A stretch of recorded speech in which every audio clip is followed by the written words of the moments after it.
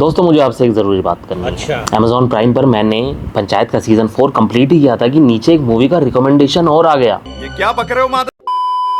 Movie का नाम था तलाश, जो कि 2012 में रिलीज़ हुई थी। अब प्रॉब्लम ये नहीं है कि मैंने वो मूवी देखी, प्रॉब्लम ये है कि भैया मानसून का सीज़न चल रहा है और बारिश के सीज़न में मैंने उस मूवी को देख लिया है। यही नहीं, अभी और सुनिए। आप सोच सकते हैं, अभी आप इस बात की गहराई को समझेंगे नहीं, लेकिन जैसे जैसे मैं आपको आगे एक्सप्लेन करूंगा ना, तब आपको लगेगा कि हाँ, इस बंदे ने मानसून के यानी कि बारिश के सीज़न में गलत पिक्चर देख ली है।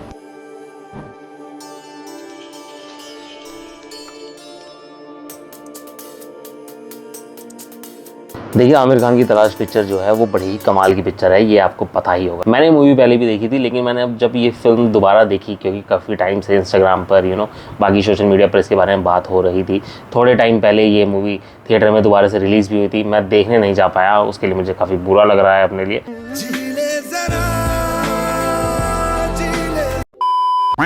लेकिन उसके बावजूद भी मैंने पिक्चर को दोबारा अमेज़ॉन प्राइम पर देखा और कमाल की क्या पिक्चर है। मतलब इसमें यार बात करेंगे इसके बारे में आज, इसी के बारे में आज बात करेंगे और देखेंगे कि आखिर ये पिक्चर हमसे क्या कहना चाहती है।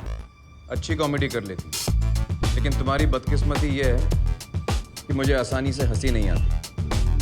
2012 में आई तलाश फिल्म में हमको दिखे थे रानी मुखर्जी, आमिर खान, करीना कपूर और राजकुमार राव जैसे बड़े एक्टर्स। इन एक्टर्स ने अपने अपने कैरेक्टर्स में जान डाली थी और कमाल की बात यह है कि नवाजुद्दीन सिद्दीकी भी इस पिक्चर से जुड़े हुए थे। नवाजुद्दीन सिद्दीकी को हमने आमिर खान के साथ दूसरी बार देखा था, क्योंकि फर्स्ट टाइम सरफरोश पिक्चर में भी आमिर खान और नवाजुद्दीन सिद्दीकी स्क्रीन शेयर कर चुके थे। क्या सलीम, कुछ बताया इन लोगों ने? मेरे को कुछ नहीं पता, मैं तो कल ही मूर्ख था। बोलना मेरा एक्टर हाउस में खाली इलेक्ट्रिक का दुकान। हालांकि उस टाइम पे एक छोटा सा रोल था नवाजुद्दीन सिद्दीकी के पास, जो उन्होंने शेयर किया था आमिर खान की फिल्म में। यहाँ पर एक अच्छा खासा रोल है जो नवाजुद्दीन सिद्दीकी ने किया है तलाश फिल्म में, और उस रोल की काफ़ी इंपॉर्टेंस भी है। वो बात अलग है कि वो बाद में उनके साथ क्या हुआ, अगर आपने मूवी देखी है तो मतलब उनके साथ बहुत खतरनाक चीज़ें हुई हैं इस फिल्म में।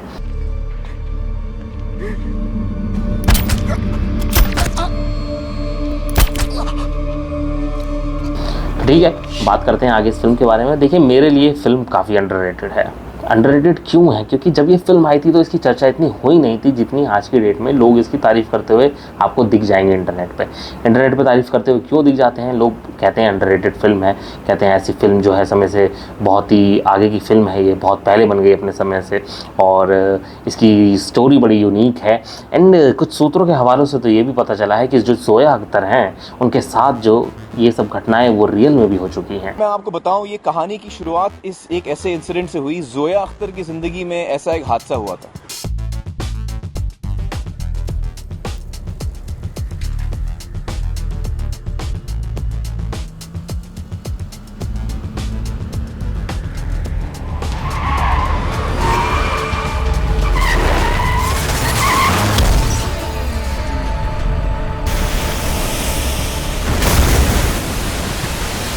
अब आप सोचेंगे कि जोया अख्तर इस फिल्म से कैसे जुड़ी हुई हैं। देखिए, जो स्क्रीन प्ले है वो लिखा है जोया अख्तर और रीमा काकती जी ने, और डायरेक्टेड बाय है रीमा काकती। फिल्म के डायलॉग लिखे हैं फरहान अख्तर और एडिशनल डायलॉग्स अनुराग कश्यप। तो अनुराग कश्यप जिस फिल्म से जुड़ता है यार, वो फिल्म अपने आप ही कमाल की हो जाती है, वो फिल्म अपने आप ही अमेजिंग हो जाती है। उस फिल्म को देखने का मज़ा ही कुछ और हो जाता है। हालांकि जो वो रियलिज्म वाला टच है, अनुराग कश्यप से बेहतर कोई भी किसी भी फिल्म में डाल नहीं सकता।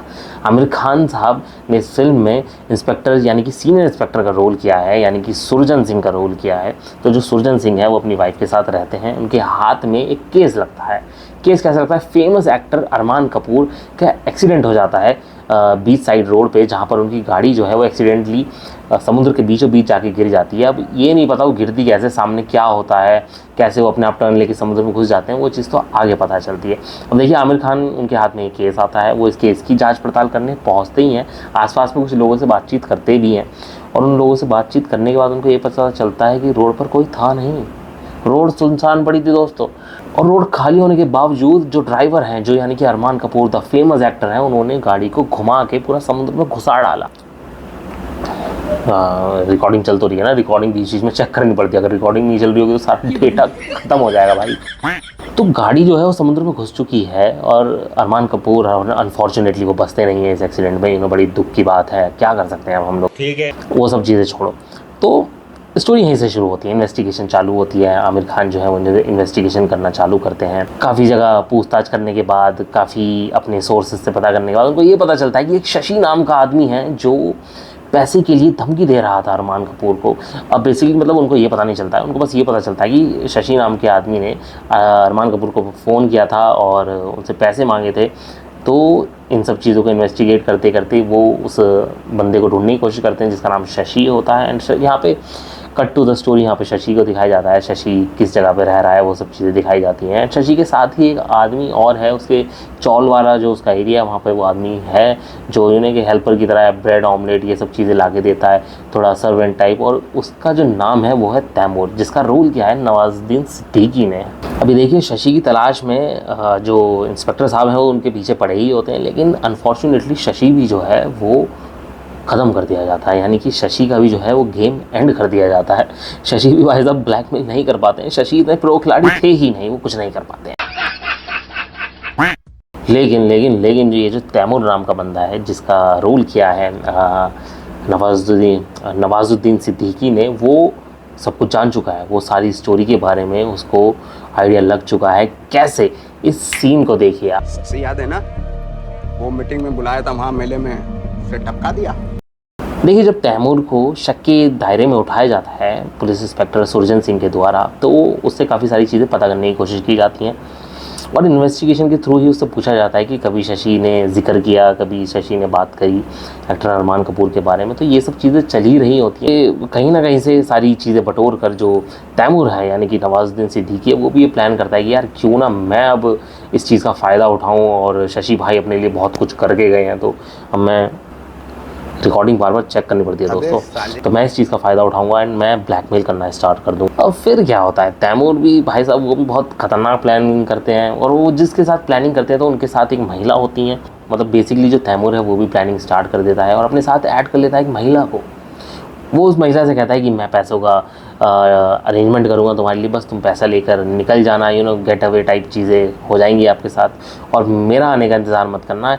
ये मैं आपको मोटे मोटे तौर पर बता रहा हूँ, क्योंकि क्लियरली मैं बात नहीं करना चाहता इस फिल्म के बारे में। मैं ज़्यादा जिन लोगों ने फिल्म नहीं देखी है उनको स्पॉइलर देने का कोई फ़ायदा नहीं है, और जिन्होंने देखी है तुम इतना जान के करोगे क्या, तुमने सारी चीज़ तो देखी रखी है, तो थोड़ा मोटा मोटा तरीके से जान लो फिर। अबे साल तो ये जो यार भुलवा देते हो तुम लोग। मैं बिना किसी स्क्रिप्ट के, बिना कुछ भी लिखे, मैं ऐसे ही वीडियो बनाता हूँ। मैं कुछ भी बस खाली विकिपीडिया पे प्लॉट एंड मूवी किसने लिखी है ये 2-4 चीज़ें मैं इकट्ठी करता हूँ एंड मैं वीडियो बनाता हूँ। मैं कोशिश करता हूँ कि मैं नेचुरल डिलीवर कर सकूँ। खैर, अरे बस कर, रुलाएगा क्या? तो अब बात ये आती है कि जो आमिर खान है यानी कि जो सुरजन सिंह है, जो सीनियर इंस्पेक्टर हैं, वो केस तो हैंडल कर ही रहे होते हैं, लेकिन उनकी पर्सनल लाइफ भी इस फिल्म से उनकी पर्सनल लाइफ भी इस फिल्म में दिखाई गई है। कैसे, जो आमिर खान है वो बड़े उखड़े से रहते हैं अपनी वाइफ रानी मुखर्जी के साथ। वो ज़्यादा किसी से बात नहीं करते हैं, उनका मूड हमेशा ख़राब रहता है। उसके पीछे क्यों? क्योंकि उनकी एक सैड सा सच है जो उनके साथ घटा है। उनके जो इस फिल्म में दिखाया गया है, जो आमिर खान के बेटे हैं, आमिर खान का एक बच्चा होता है जो कि ऐसा आमिर खान सोचते हैं कि उनकी गलती की वजह से, यानी कि जो सीनियर इंस्पेक्टर है वो सोचता है कि उसकी गलती की वजह से उसका बेटा अब उस दुनिया में नहीं। तो ये दुख को लेकर ही आमिर खान जो है इस केसेस को सॉल्व करते हैं। उनकी लाइफ उखड़ी सी है, और इन्हीं सब केसेस के दौरान उनको मिलती है रोज़ी द गर्ल जो है करीना कपूर हैं, और वो इन केस को सॉल्व करते करते आमिर खान की हेल्प करना स्टार्ट कर देती हैं। और आमिर खान जब भी उनको कहीं मिलते हैं, या फिर मतलब वो कहाँ से टपक जाती है मुझे नहीं पता, परेशानी से जूझ रहे होते हैं, कहीं भी वो इंतज़ार कर रहे होते हैं किसी का, वो परेशानी में होते हैं, तो सडनली ये रोज़ी नाम की लड़की उनके आसपास ही होती है। भगवान ऐसी लड़की सबको दे। खैर, तो ये सब चीज़ें चल रही होती हैं, एंड रोज़ी का जो रोल है, यानी करीना कपूर का जो रोल है इस फिल्म में, वो बहुत ही इंपॉर्टेंट है दोस्तों। मैं आपसे ये कहना चाहता हूँ कि आमिर खान एंड रानी मुखर्जी इतने इंपॉर्टेंट नहीं होंगे इस फिल्म के लिए जितनी करीना कपूर इंपॉर्टेंट है। अगर आपने ये फिल्म देखी है तो इस फिल्म में पीछे ये बाइक वाले क्यों इतना हॉर्न बजाते हैं खामखा की बिना मतलब। अगर आपने फिल्म देखी है तो इस फिल्म में 3 गाने हैं। 3 गाने कौन से? स्टार्टिंग में गाना है मुस्कान झूठी है, दूसरा गाना जी ले ज़रा, तीसरा गाना है जिया लागे ना। तो ये 3 गाने इस फिल्म में हैं, और तीनों गानों को क्या ही फिल्माया गया है दोस्तों। गाने लाजवाब हैं। इस फिल्म में एक खतरनाक इम्पैक्ट डालते हैं, ऐसे गाने हैं ये। तो गानों के बारे में भी हमने बात करी। देखिए फिल्म के बारे में बात करने के लिए बहुत कुछ है। स्टोरी आगे बढ़ती है, इन्वेस्टिगेशन आगे चलता है, एक पैरेलल स्टोरी भी चलती है जो कि पैरेलली आमिर खान की पर्सनल लाइफ दिखाती है, यानी कि सीनियर इंस्पेक्टर जो है उनकी पर्सनल लाइफ दिखाती है। साथ के साथ अरमान कपूर का केस भी हैंडल किया जाता है। आखिर क्या हुआ था उस रात, आखिर किस तरीके की ये जो घटना थी, क्या ये वो क्या वो खुद से ही गाड़ी उन्होंने एक्सीडेंट कर दी अरमान कपूर ने, या फिर कोई साजिश कर रहा है, या कोई ऐसी एक्टिविटी है पैरानॉर्मल टाइप कोई ऐसी इंसिडेंट वहाँ पे घटा है जिसकी वजह से एक्सीडेंट हुआ है।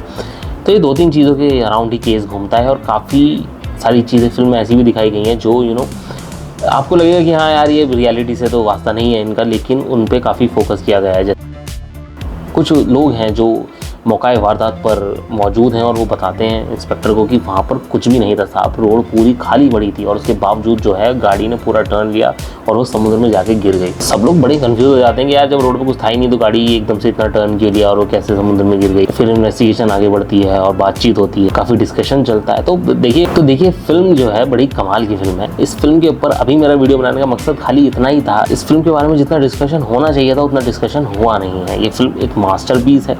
इस फिल्म को बनाने के लिए आमिर खान ने क्या ही कमाल के कॉन्सेप्ट्स का यूज़ किया है, क्या ही कमाल की सिनेमाटोग्राफी, क्या डायरेक्शन है, और मुंबई को जिस तरीके से इस फिल्म में दिखाया है, जो कलर्स दिखाए हैं स्क्रीन पर, किस तरीके से मुंबई को बिल्कुल ऐसा थोड़ा सा बिल्कुल गहराइयों में और एक गहरी सोच के साथ थोड़ा ऐसा स्क्रीन पे दिखाया कि जो ये गाने हैं पिक्चर्स के वो बिल्कुल परफेक्ट सूट करते हैं इस फिल्म को लेकर। और एंड जो है इस फिल्म का जो क्लाइमेक्स है वो भी आप जब उसके बारे में जानते हैं, जिन लोगों ने फिल्म देखी है, जब आप एंड में जो घटनाएं घटती हैं उनके बारे में जानते हैं तो आपका दिमाग पूरी तरीके से घूम जाता है।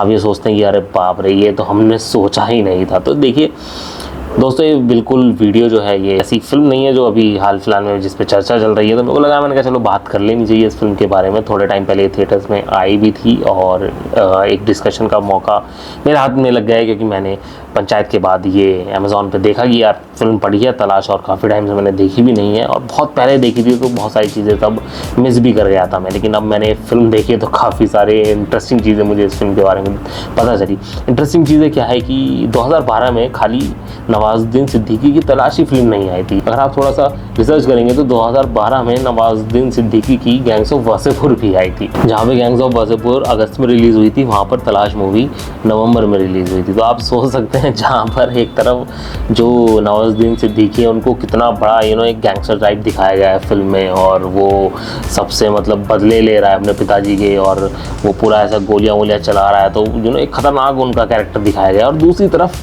तलाश फिल्म में आप उनको देखेंगे कि एक उनका प्यार खराब है और वो बिल्कुल ऐसे दिखाएं कि लाचार हैं, वो परेशानियों से जूझ रहे हैं अपनी ज़िंदगी में काफ़ी सारी। और ये एक एक्टर की खास बात है, वो इतना वर्सेटाइल उसको होना चाहिए। एक एक्टर को अपने आप को पूरा मोल्ड करने का हर साँचे में ऐसा उसका कैरेक्टर होना चाहिए, तो बड़ी कमाल की बात है। एक ही साल में 2 ऐसी पिक्चर्स करना जिसमें आपका एक लेवल यहाँ है एक लेवल यहाँ है, हालांकि लेवल भी बहुत हाई इम्पैक्ट डालता है उनका तलाश फिल्म में। तो इस फिल्म की ये कुछ खास बात हैं। और जो मैंने खास बात करी थी कि जोया अख्तर के साथ ये फिल्म में जो उन्होंने अपने एक इंटरव्यू में बताया, आमिर खान साहब ने बताया कि जोया अख्तर उनके साथ ये घटना रियल में घट चुकी है। अब देखिए इस चीज़ में 2 चीज़ आती हैं, या तो बात बिल्कुल सच है या फिर ये एक PR स्टंट भी हो सकता है, क्योंकि अक्सर लोग अपनी फिल्म को प्रमोट करने के लिए इस तरीके की बात करते हैं और इस तरीके की बातों को कई दफ़ा बेतुकी बात भी कह दिया जाता है। इस तरीके की बातों को बेतुकी बात भी कह दिया जाता है मीडिया और पेपर और कहने वाले लोग कहते हैं।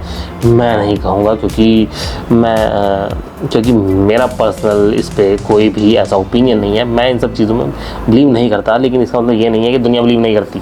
हो सकता है कि मैं वीडियो बना रहा हूँ इधर उधर कुछ भटक रहा होता है, यार तुम पागल हो गए हो क्या पकड़ रहे हो? तो हम उतनी गहराई तक नहीं जाएंगे, इस फिल्म को यहीं तक ही इस वीडियो को रखेंगे। और ऐसे ही अगर आप चर्चा चाहते हैं मेरी कि मैं और ऐसी अंडररेटेड फिल्म्स और ऐसी थोड़ी जो फिल्म जिनके बारे में बात ज़्यादा नहीं करी गई है उनके बारे में बात करूं अपनी नेक्स्ट वीडियो में, तो आप मुझे ज़रूर कमेंट सेक्शन में बताइएगा।